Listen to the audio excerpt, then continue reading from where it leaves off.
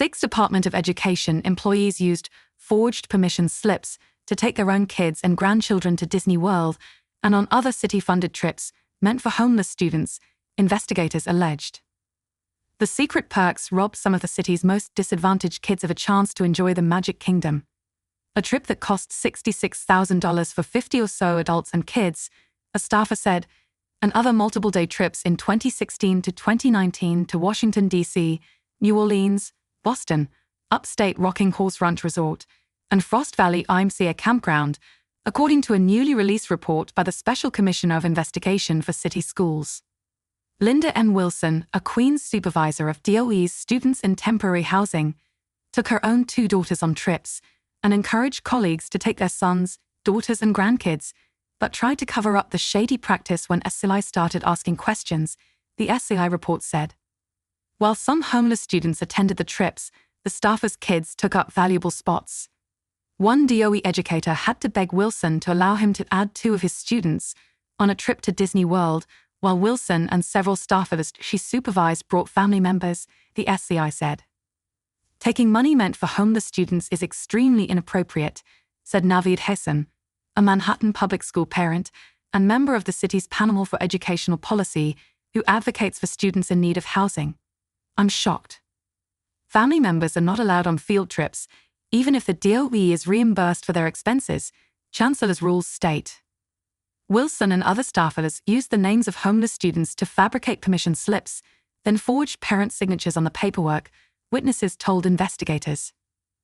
Few of the homeless students listed on the paperwork actually attended the trips, a whistleblower told the SCI. At first, Wilson used a DOE contractor to book transportation, hotels, food, and activities. The city paid for the trips with a $300,000 federal grant from the National Center for Homeless Education, meant to give kids enrichment and incentives to improve their attendance or academics. Wilson supervised about 20 staffers who worked with students in temporary housing, defined as those living in a shelter, car, park, or abandoned building. Last year, a record 119,320 NYC students, roughly 1 in 9 kids enrolled in public schools, experienced homelessness, according to Advocates for Children of New York.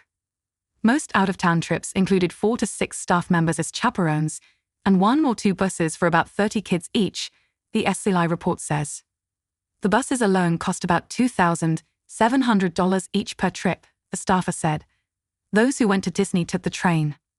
Wilson would decide which staff members could attend a trip, assign students to each staff member to chaperone, then replace spots assigned for those students with staff members' kids, the SCI said. Wilson planned trips to colleges, including Washington, D.C.'s Howard University in 2019, purportedly so homeless kids could tour campuses. But she didn't contact the colleges to arrange visits, the SCI alleges. On a 3-day trip purportedly to see Syracuse University in June 2018, the DOE group only ate lunch on the upstate campus, the report says.